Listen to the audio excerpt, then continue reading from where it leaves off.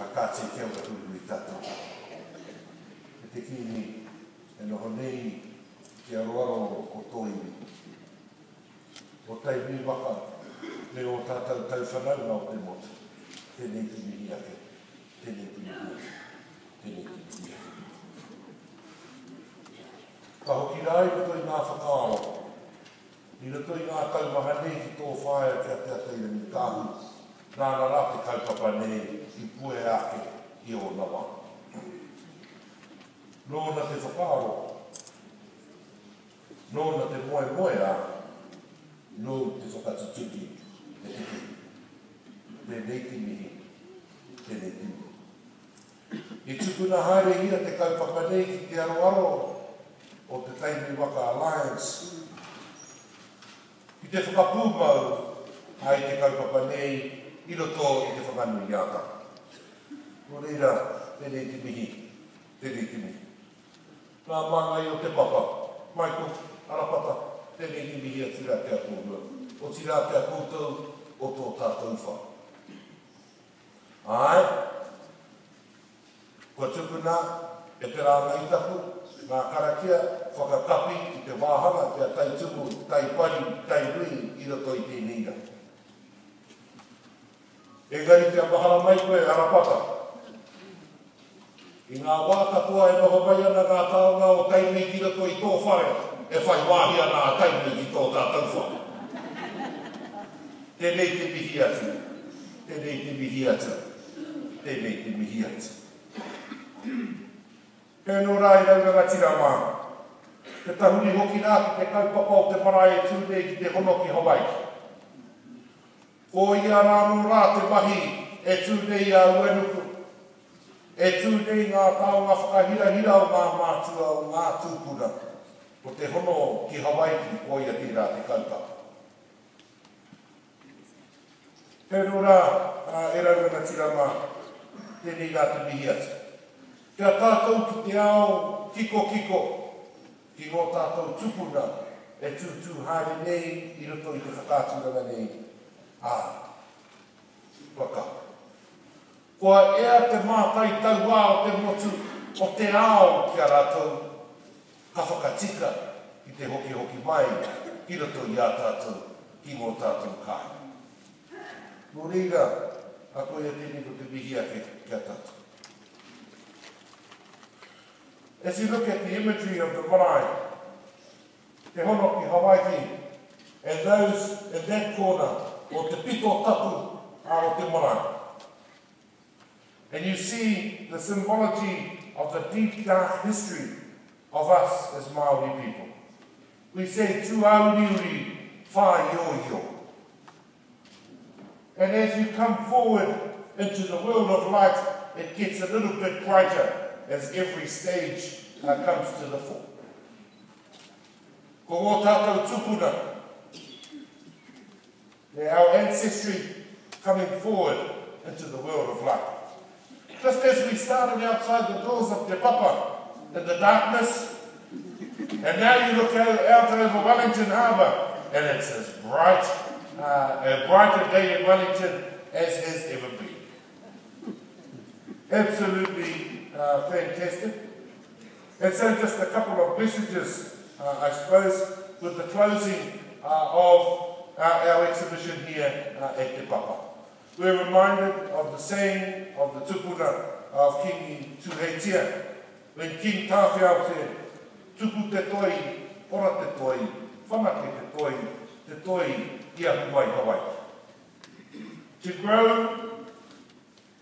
to thrive, and to develop those special treasures that were bequeathed to us from our ancestry of Hawaii. In this place at Te Papa, and of course with our wonderful tāna here, who have sat here, and I acknowledge all of the past exhibitions that have been carried out, because it's with those real strong bonds that Māoridom have been able to thrive. And over these last few years, I also remember Tony Haunui, Gavin Davis, Jim Nichols, all of them. And as we came here a few short years ago, it seems, we remember people like Te Haumarangai, who was here at the opening. We remember, all of those wonderful people like George Rangitutia, who was here at the opening. All of those people from across the waka, and just recently, the King's granduncle, Ikairo and Awerawe Helanga, two of our foremost artisans of the kingitanga, passing away just recently. For it's them that is Te Honoki Hawaii. They've gone back to remember with our ancestry and to create a pathway that will lead us through. And I celebrate with Te Papa. I agree with Shane that this is not a sad occasion. I think that this is a joyous occasion.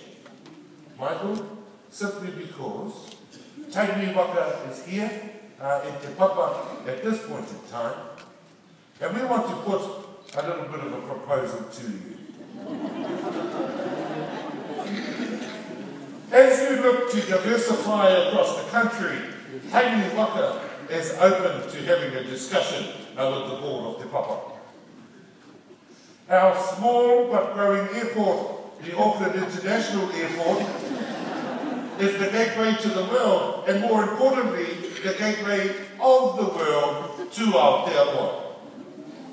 We say to you that Tainui Waka, under the mantle and the banner of the kingitanga, is ripe to have a strong discussion about a second Te Papa across the country.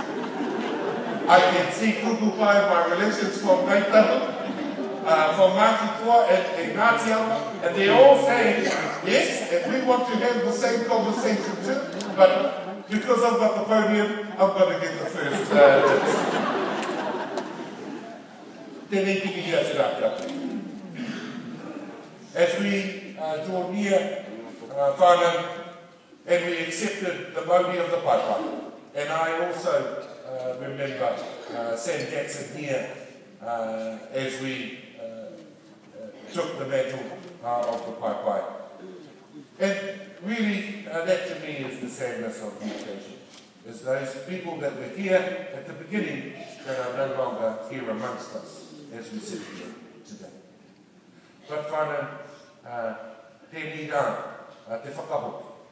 Tēnei rā te whakahoki i te mauri o te Paipai, ki ngō tātou kuanga o te Papa. Kia ki ake rā, aha kua te aha kua ngā piti, aha kua ngā piti, kei konei a Tainui Waka i te manaki i tō tātou whare, e whakaruru haujei i ngō tātou tāua. Ngō tātou tāua o Tainui Waka, ngō tātou tāua o te motu, e noho whoroka nei i ruto i tō tātou whare i tēnei waka. Nō reira ia, o te tau o te mauri, i tīkina mai rā e Tainui Waka i o ngā wā. And I celebrate with all of those who have been representatives of Tainui Waka in Te Papa, and those of Te Papa who have aided and assisted the representatives of Tainui Waka. Tēnei ki mihi atu. Tēnei ki mihi atu. O te whakahoki haere nei o te mauri ki ruto i āpūtou. Ki ruto ki ngō kūtou ringa. Mō ngā iri e whai mai atu. Mō ngā iri e whai mai ana i ruto i ngā whakāturanga, i ruto i ngā whakāturanga. Tēnei ki mihi. Tēnei ki mihi. Tēnei ki mihi. Piki ake tāwhaki i te rani tuatai, i te rani tuatai tōnara. Piki ake tāwhaki i te tāhu rūpata koi ake te kawa i whea. O te kawa i tau rā, i a hei ti te kawa no kari i te ania nipu. Te tai kari pipipia te tai a te moana mā te whatatai moana me ona whiwhinga me ona rawe. He kakara, he kakara. He kakara mata poutu tāu ai te tatau o te whare o tini rau. He kakara, he kakara. He kakara ko te uira ka mapui pui a tai e ngahi. Tai e tai e ngā upoko. Ia mata rawa, turuki, Paneke, turuki, paneke. Whano tu mai te mauni, haumi e, hui e. Te papa e, te ngā kūtau, tei e, te ngā kūtau, e te kīni, kia ura hui tātou katoa.